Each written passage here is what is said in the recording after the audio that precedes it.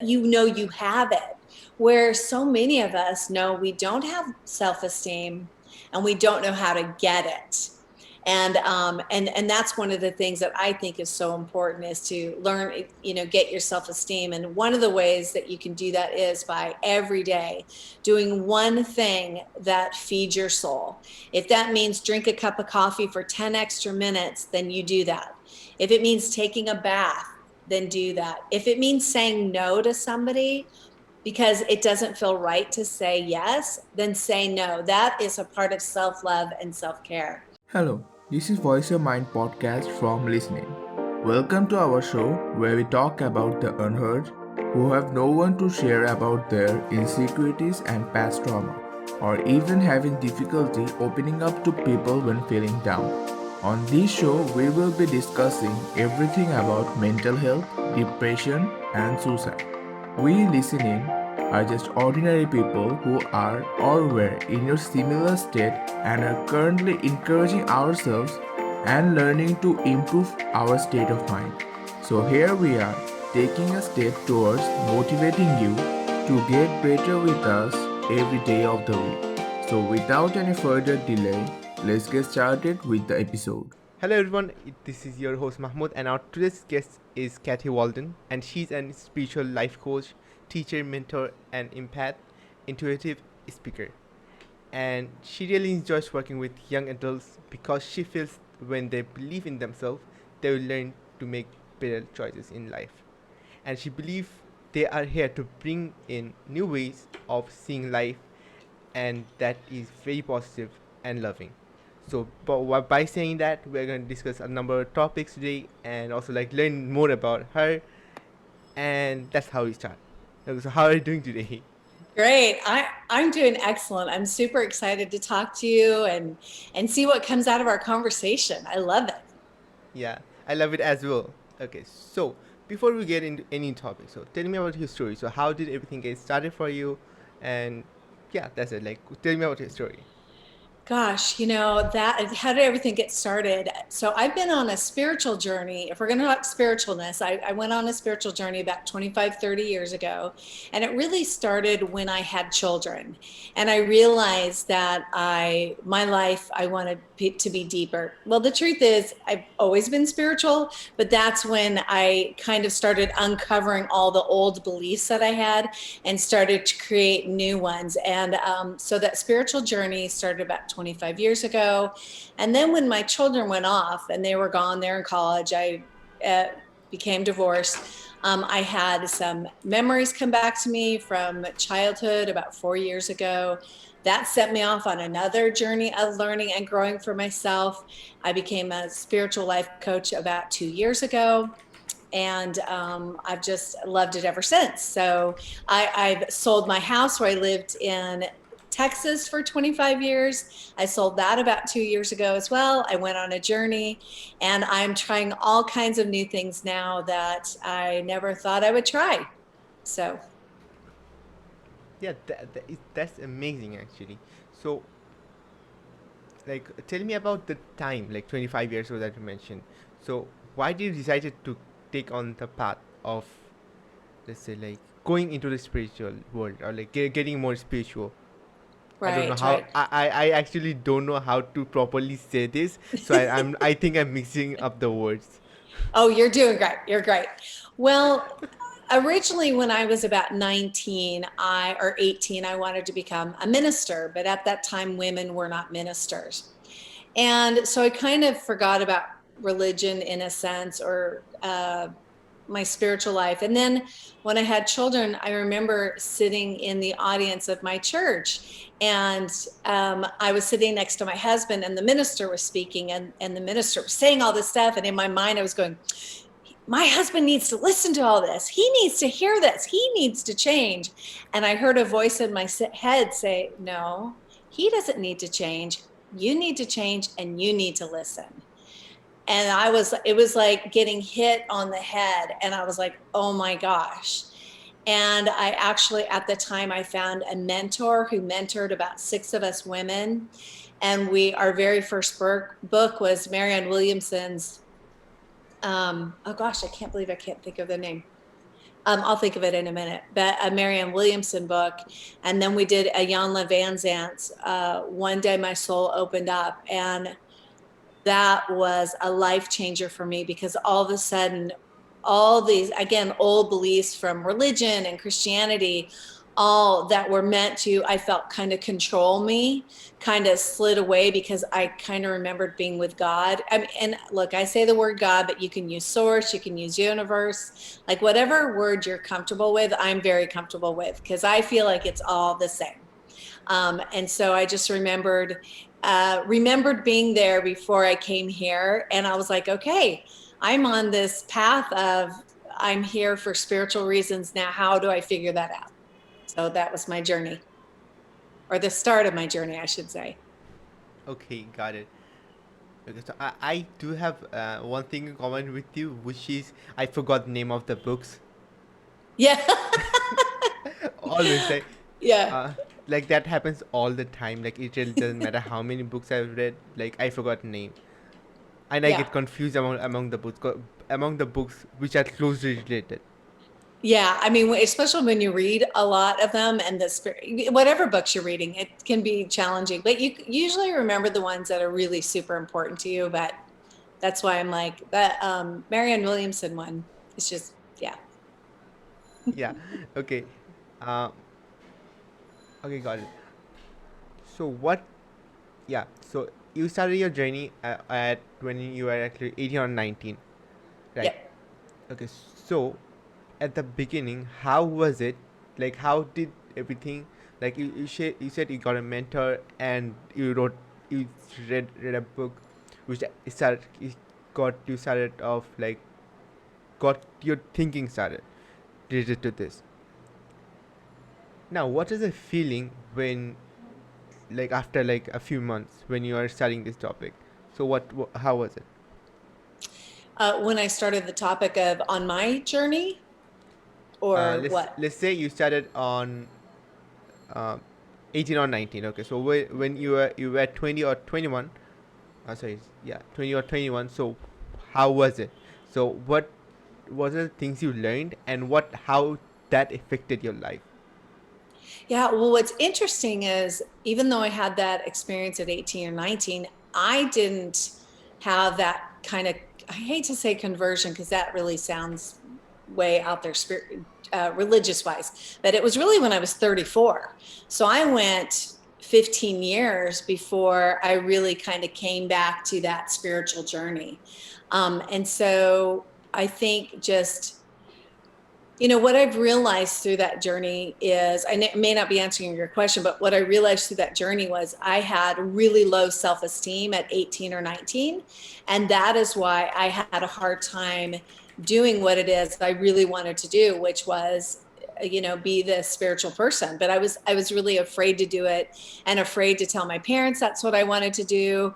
I just didn't have that real secure feeling within myself. Yeah, that happens to many people, especially at that young age. Yeah, because I mean, I remember reading your story, and you've been through a lot of different things as well, right? You've kind of ebbed and flowed through what you wanted to do in your life. Yeah, it's life. It's life. Yeah. This is all about life, and if that doesn't happen, like the ups and downs, why are you even living, right? Yeah. But, I think that sometimes it's hard for people to realize that that is life. I think they feel like it's got to be cookie cutter, or it's got to be one way. And maybe that's the perfectionist in people or something. But don't you think that there are sometimes people get really stuck in thinking, oh, I can only be a doctor, or oh, I can only be, a stay-at-home mom, or oh, I can only be this or that. What do you think about that? Don't you think that some people get stuck in their tunnel thinking of, it's got to be this way? Yeah, absolutely, it does. Uh, until the time they start to question everything. Yes. Luckily, I never went into a state where I did not question. So every time, like for almost everything, I questioned why is this happening, and can this be made better, or can it change, and will the change have a positive impact on my life or like our life Yes. or people around me. So Yeah. when after asking those questions, because I already had the practice of asking that question all Yes. around, that's why I didn't went to an tunnel of being the way things like this is the way things are type of mind. Like I didn't had that mindset ever. Well, I think that you were really, that's a blessing that you got because I don't think everybody has that experience. Yeah, most people don't think. I think that most people don't think beyond what is what are they're seeing around them. Yes. They think like this is everything, like this is how things are supposed to be done or supposed to happen. Yep. But where is it actually mentioned that this is all this is supposed to happen? Even in religion. Okay, so I'm a Yes. okay, so I'm a Muslim. So we have one thing called taqdeer or fate. Faith, taqdeer. It's like fate, that fate. Uh, it states that everything that you will do is written, but that does not imply that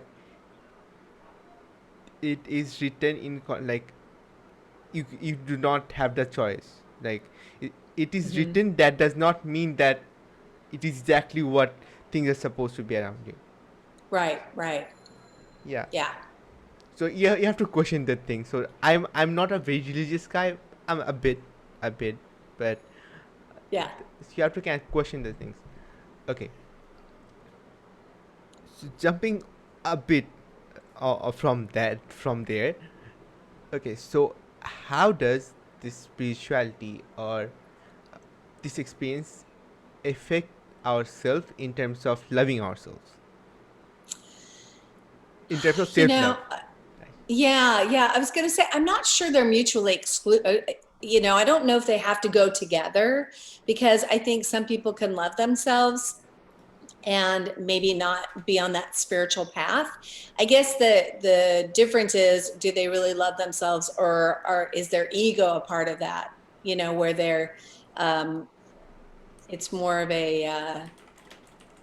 um, they love themselves too much in a sense. So I think that I think loving yourself is so important because if you don't love yourself, then again, like my situation where you have very low self-esteem, it keeps you from doing the things you want to do. And like you're talking about, maybe you've had really good self-esteem and self-love. That's why you're able to question things. But for those people who've had low self-esteem and low self-love, it is easier to go by cookie cutter, or your parents say to go this way, so you go that way because you don't trust your intuition, you don't trust yourself to make choices.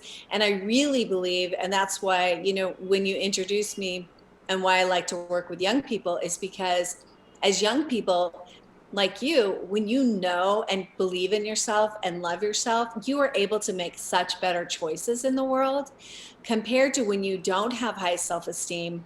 Then you are gonna live life by default. Does that make sense? It does. It absolutely. Why wouldn't it make sense? That's the Yeah. thing. Yeah. But I think there's a lot of people who don't realize that they're living life by default. But if you are constantly, and I hate is such a strong word, but I don't like to say this about parents because I think parents doing the best they can. But if you were living your life based on solely what your parents want for you, and also culturally, that's very challenging, right? So different cultures, it's all about what parents say. That's what they want you to do. But if you only go by what your parents say or by what your friends say, but it really doesn't feel true to you, then you are kind of living life, I believe, by default. Yes, absolutely. There is an interesting part of my story that I'd like to share. Not part of Sure. my story, but a fact, which is I don't know where my self-esteem came from. I really don't know. It's not like I had it from like young age. I did not. Yeah. I did not had a self-esteem, like pretty great self-esteem. I was shy till the day of like 7, 8th grade, or 7, 8, 8th grade, I guess. And after that, I don't know where my self-esteem came from, or my self-confidence came from, or my self-belief came from. Because I always say this, that I internally I have to fight two people. Like there is the fight going on between my head, like one person who is good, has great thoughts, and then who's belittling me, right? Yes, So yes. the two thoughts are like constantly fighting. So I don't know. I know that the latter one that I mentioned came from the surroundings, Mm-hmm. or everything that the people I interact with, or the negative experiences. But I don't know where that goodwill, or like the former one came from. I don't know. Have Hmm. no idea where that came from. Yeah. Have you heard the story of the two wolves? I did not. I did not. Yeah, you should check it out. So Google that, the story of the two wolves, and it's a Native American tale, and it's about that that you have a good wolf inside of you and a bad wolf inside of you. And one of the endings is which they somebody asks, well, which one leads me? And it's they say whichever one you feed. But there's an alternative ending, and it's more about how you use them together instead of basically villainizing one or the other. And I think that's a really interesting idea because we tend to make it seem like our ego is a negative part of us instead of going, it's been there to keep us safe and to keep us protected. I mean, that's been its job. But the other side of us, that spiritual side of us, or the I hate to say good and bad. I mean, that's you're kind of saying I like chocolate and not vanilla, but that spiritual side of us is where I believe that intuition comes in and helps us to guide us through our life. But the ego is not bad, and it's not meant to be villainized. So that I like the story of the two wolves. So definitely check it out and have your listeners check it out because it's very, very interesting. Okay, so I just searched on Google. I don't know what it is. It kind of seems like the main image that popped up and at the front. It seems like what do you call it? Have you seen the circle? Which Hmm. in I think that's from Kung Fu. Like there is an white sign, like circle. Yeah, There is a white, and like there's a black yeah. It's on yin the and bottom. yang. Yeah, Yep. Yin and yeah, yang. Yes. yeah. So it seems similar to this, I think. Yes. Yes. That's one thing I love. I really love all religions. And what I love about them is you really can get such beautiful things out of each of them. And maybe it's not even religions, right? In the Chinese culture, I'm not sure it's a religion, but it's Buddhism is not necessarily a religion, but a way of life. So I think there's so many really amazing, beautiful things we can take from everywhere. Every religion or culture, like both. Yes, culture. Actually, both. Yes. Thank you. Yeah, Yes. yeah, Yeah. yeah. Absolutely. And that is all about life, guys. If from every place that you go, you can learn something from there. Yeah. Every single place, either it is good or bad. If it even if it's bad, it's good, and in context of later time.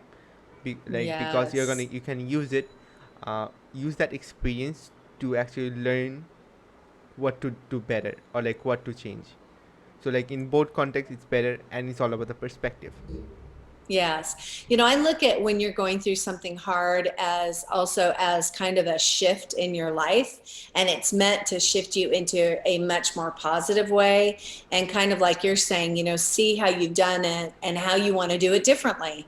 And that's a shift. That's a shift into doing it into a more loving way for yourself. And I believe for the world. But it's hard to love the world until you really love yourself. But that's again my opinion. I've got people I know who disagree with that. And I'm like, you can't fully love other people until you fully love, forgive, and accept yourself as you are.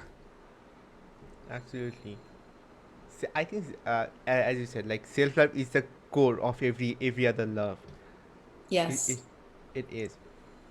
Okay, so it would be not a jump, but a flow that you actually mentioned. Uh, a prequel type flow. Okay, so how did yeah? So how did your childhood traumas affect your adulthood and your self love?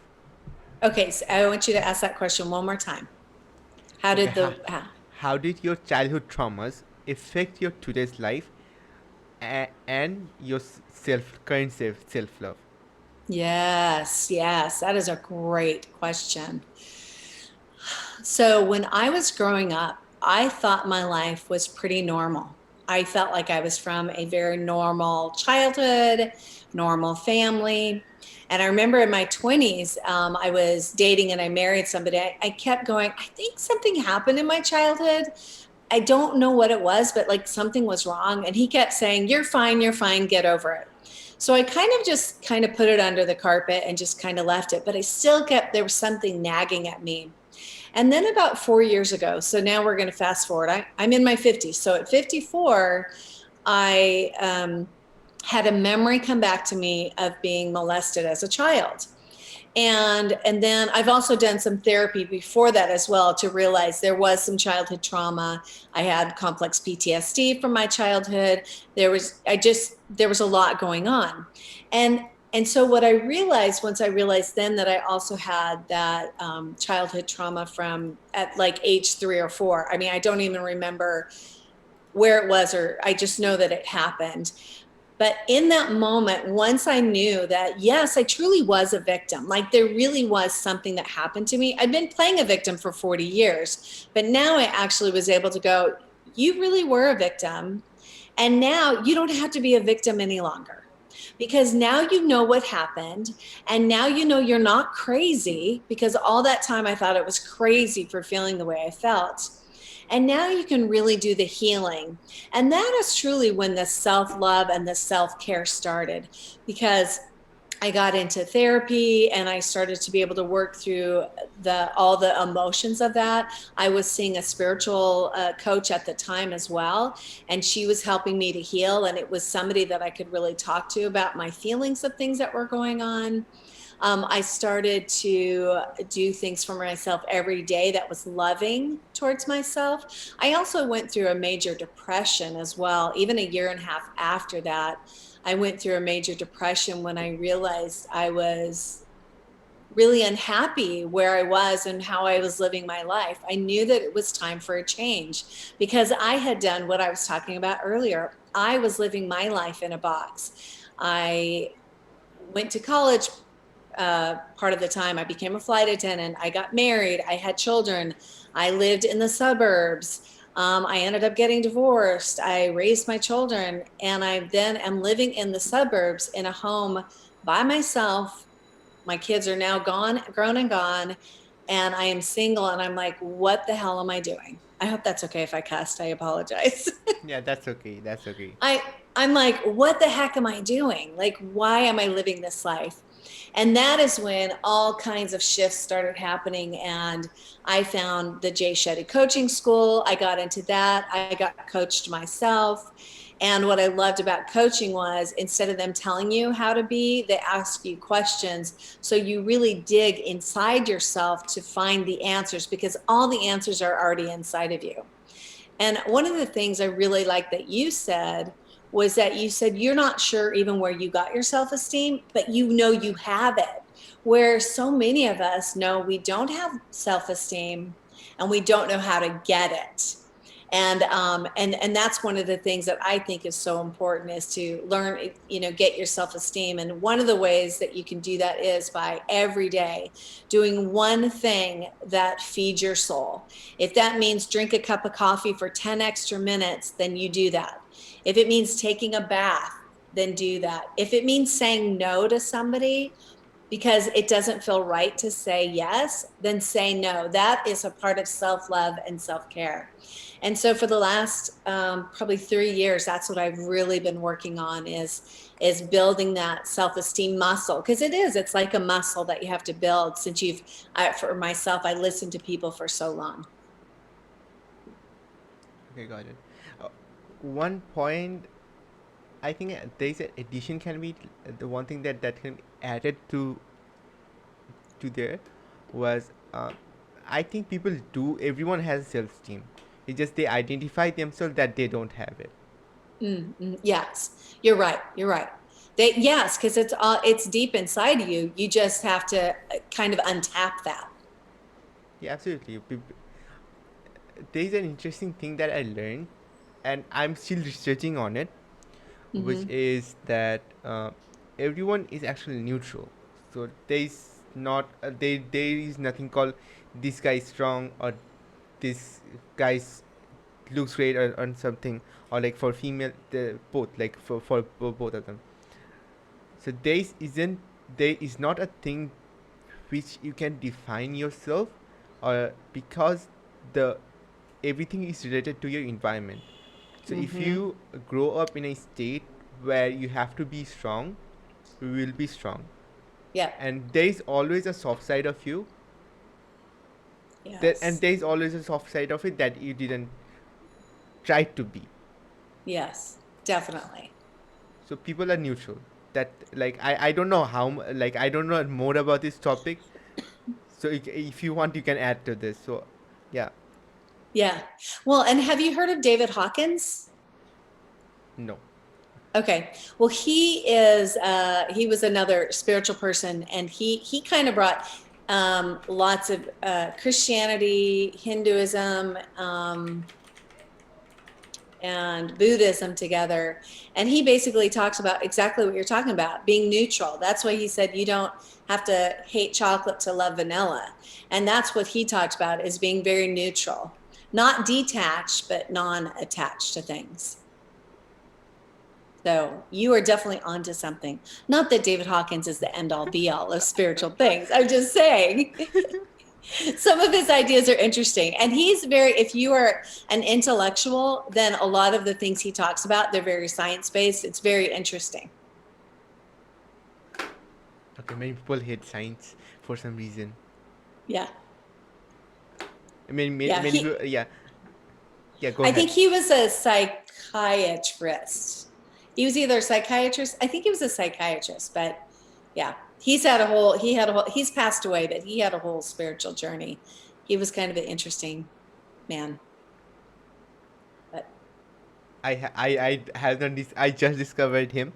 The moment you said his name, so I didn't know it. I searched for him on here on my computer. So I yep. have to look for it. Okay, so there's one thing that you mentioned. So, like attachment, or like not getting attached and detachment. So what's the difference Mhm. of it? And like what's the feeling of it?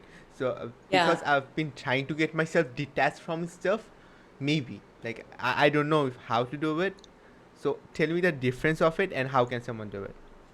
Well, I think so. When I think of the two, I think of detachment as being the ego.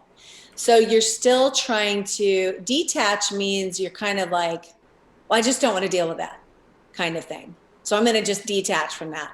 And whereas when I think of non attachment, it's like it doesn't matter if it happens or it doesn't happen. And you're literally not attached to the outcome. Whereas detachment, there's still, for me, it still feels like there's some, I kind of care what's going to happen, but I'm going to detach from it, because if I detach, then I don't have to feel anything. Does that make sense to you? So to me, the detachment feels more like the ego, and non-attachment feels more centered and more spiritual of nature. I'm still thinking about it. I don't know.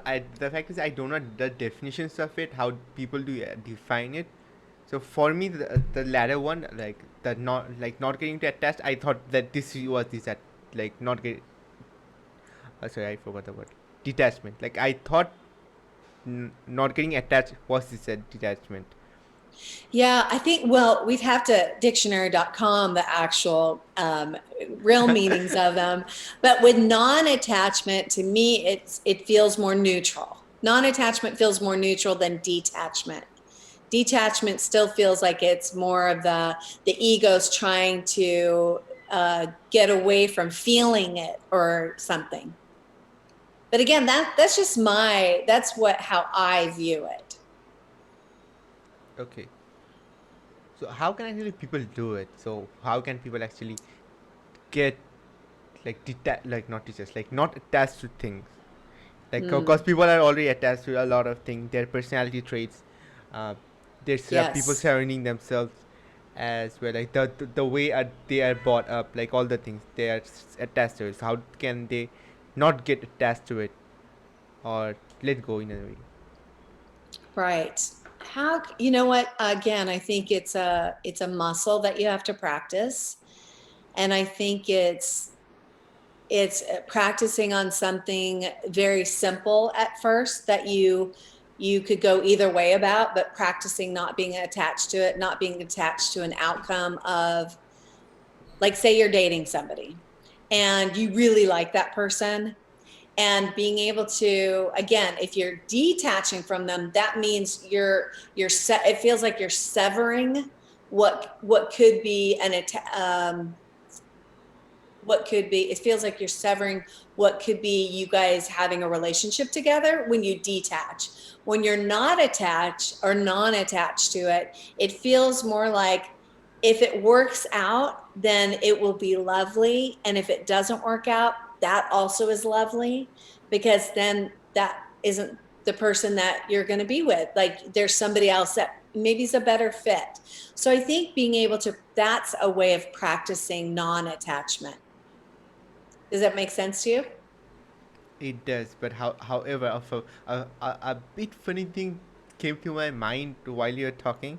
That is like, if we are not like even a bit attached to a person uh, that we're dating. Okay, yeah.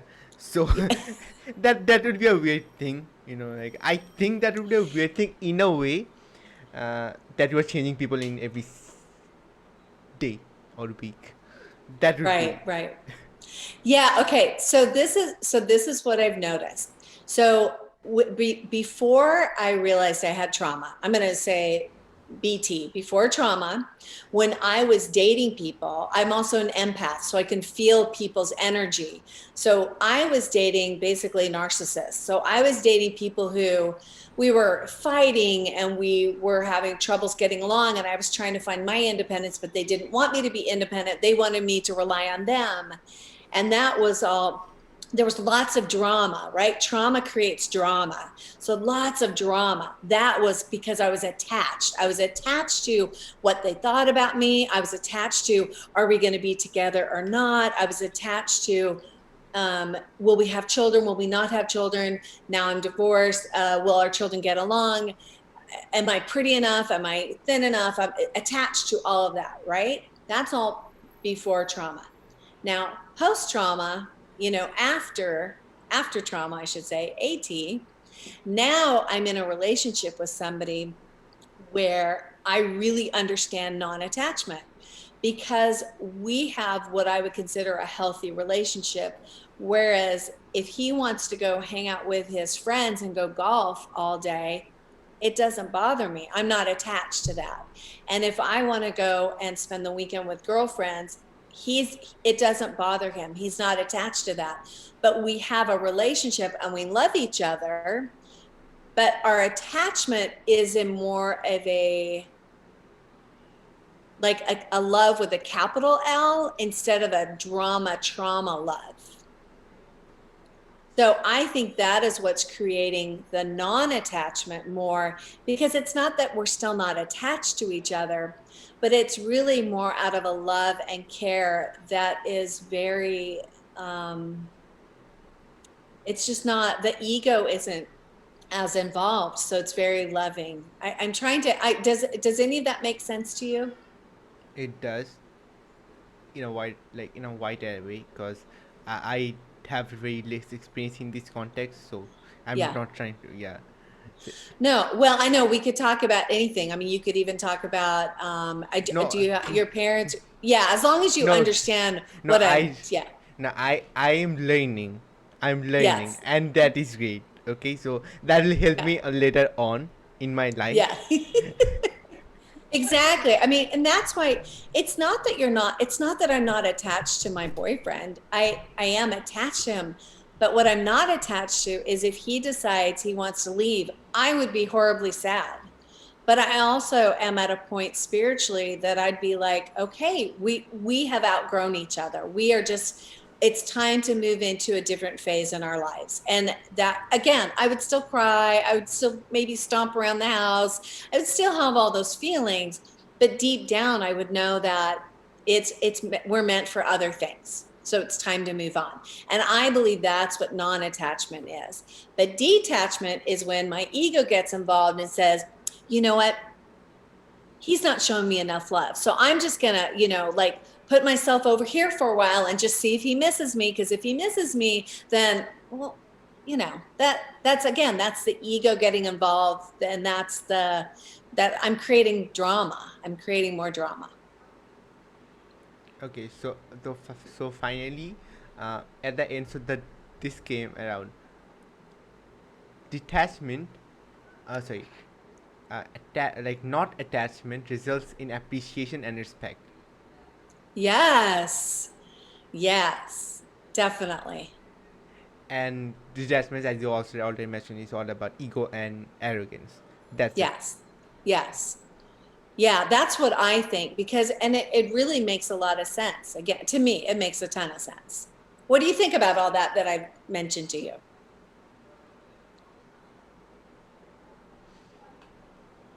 Uh, I have to learn more about this topic. Like that like that.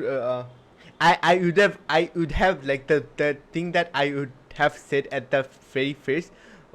It was that I need to go into a relationship pretty soon, but I did not thinking about the audience because it might Yeah.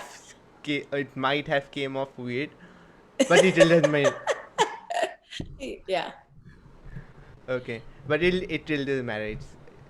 I'm not even attached to the idea of like getting into a relationship at the moment. At least I was previously, maybe at a time. At the moment, I'm not. Right. And don't you feel that that's more non-attachment than detachment from it?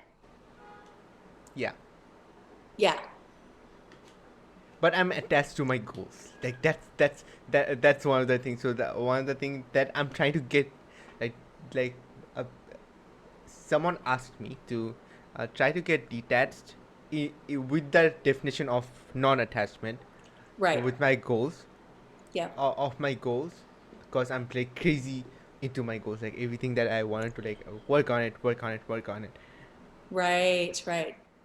Okay, so in that context, so that's something that I'm struggling with. So I'm not Yeah. attached to a person or anyone. I'm attached to my goals, like really attached to my goals at the moment. Right. So when you are attached to your goals, it's almost like, I mean, you can tell me, but it almost drives you crazy because you're like, I want it to happen. I want it to happen. Like, let's get going. Like, move, move, move, move, move. Right.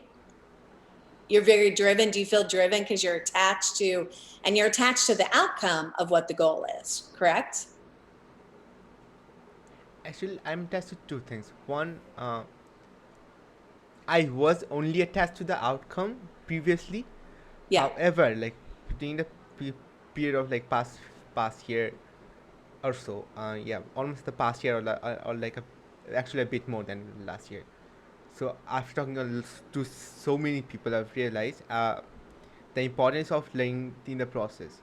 And Mhm. one sentence that with this is on Shane, like we talked with, like yeah, we talked with on my other podcast. Um, that episode is not uploaded yet. He said, when you're going towards a goal and like working towards it and you want to reach it, that's great. And when you have started, you have started taking steps, you realize that you have already reached your goal in a way that you're getting better. Like it's like he didn't mention the word you're getting better. You'll understand that you are already in the destination. Yeah. The journey or the process is already a destination. So in a way, I'm already feeling the appreciation that I I feel the appreciation that I am in the process of, and I appreciate every single step, when not just when I overcome it, but also when I'm on the process of overcoming a challenge. Let's say this Yeah. is a challenge, Yes. team motivation, a major challenge. It's really demotivating when the team you are working with is not motivated the way you are motivated. Right. Right. So that was one of the challenges. So was it bad for a moment? it was like the feeling of like just thinking about it was bad. But when you're thinking about how can you actually get around it, okay, that is a issue that everyone faces. Through books, I've learned it.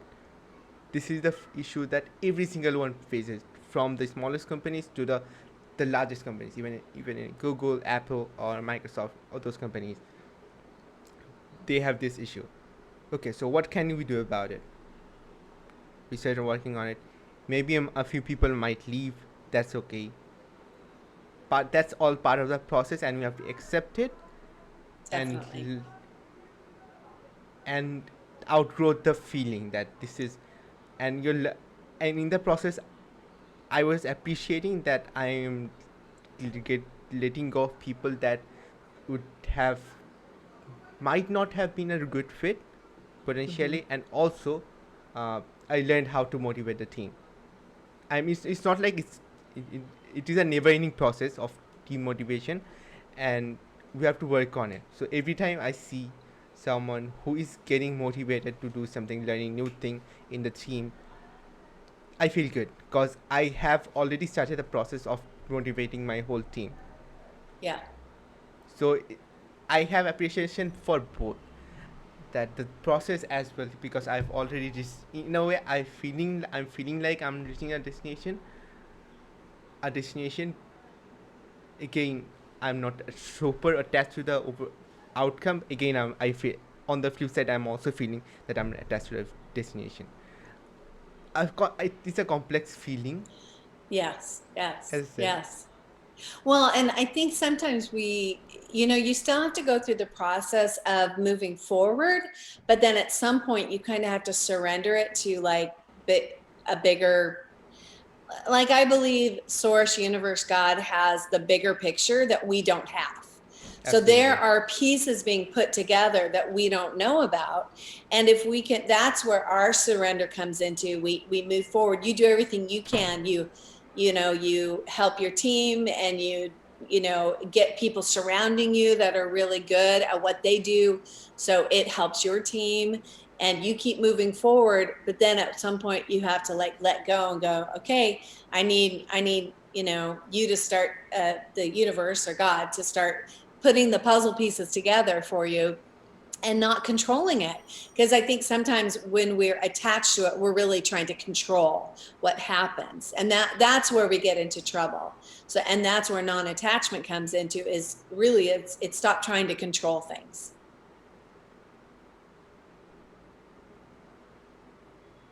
Okay, this is actually a weird. I wouldn't say weird, but and okay, I will call it weird. I'm not getting any I'm not getting I'm any good with weird. okay, so I'm not getting actually getting any better words. That's why I'll say weird.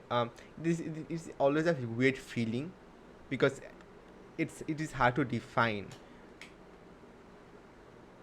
Yeah. I it is hard for me to define that if am I actually attached to the outcome, or am I not attached to that or to the outcome?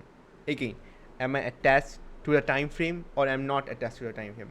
I don't know it yet, because I'm having the feeling of both. Right. Right. Yeah. Yeah. So what's interesting is you actually know the answer to that, and uh, but at some level, it's easier for you to be confused as to which is which, but you actually know the answer to it.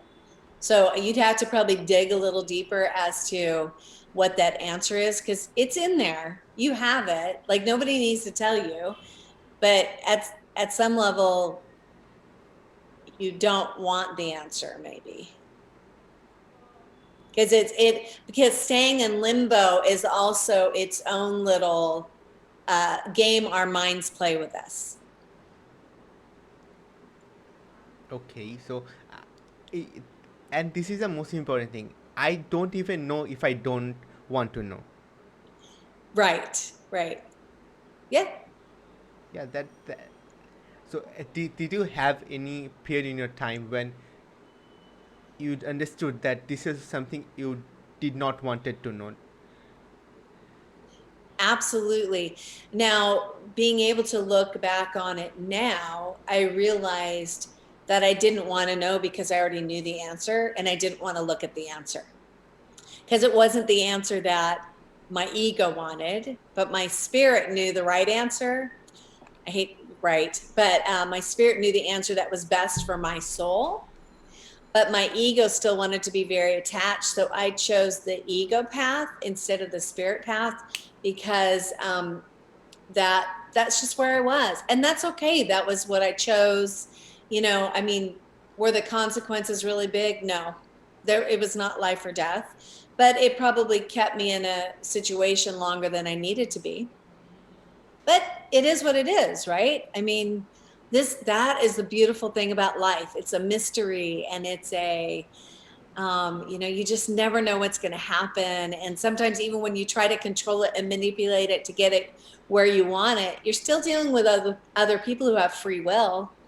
So you can't manipulate and change them. You think you can, But you but the can't. truth is you can't. You can only change you. Yeah, that's really interesting. Absolutely. Okay, so can you give me one example, like what among all the examples? So, what was the same thing? Uh, so, what one example of the thing that you knew already, but you didn't want it to know, or like because it was because of the ego, like the big ego didn't want it to know. Can you give me one example of it? Yeah.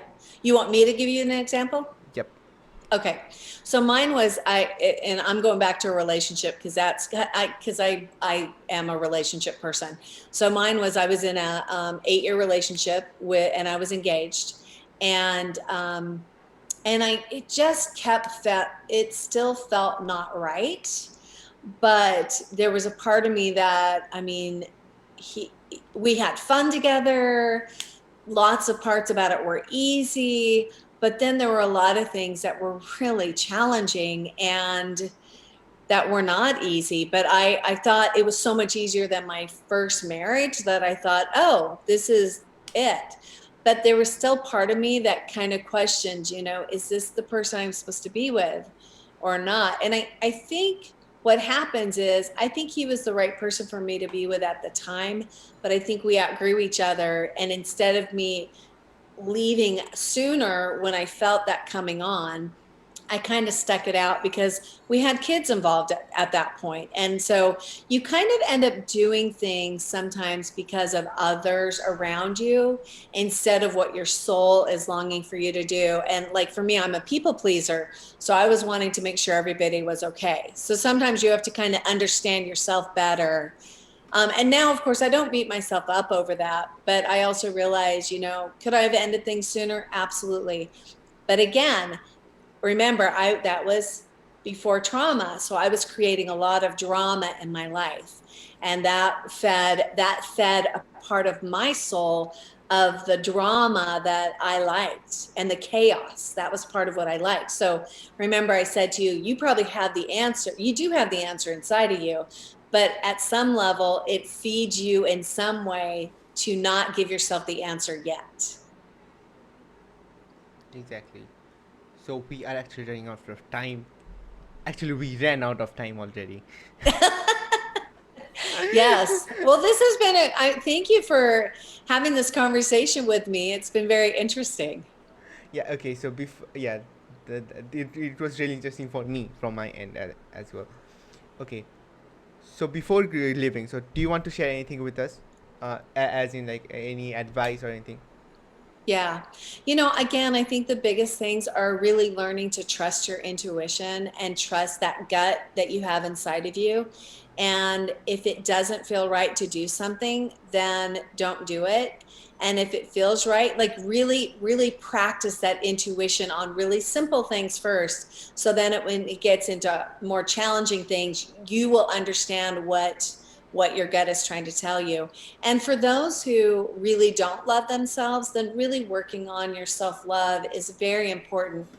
Again, if you're making a career choice because it's what your family and your friends want, but it doesn't feed your soul, then at some level you may get physically sick, you may get emotionally sick, but at some level you will not be happy, and that will all come out. And it's better to do it now while you're young, or while you're, don't have the consequences aren't as high, and just start loving yourself and trusting yourself.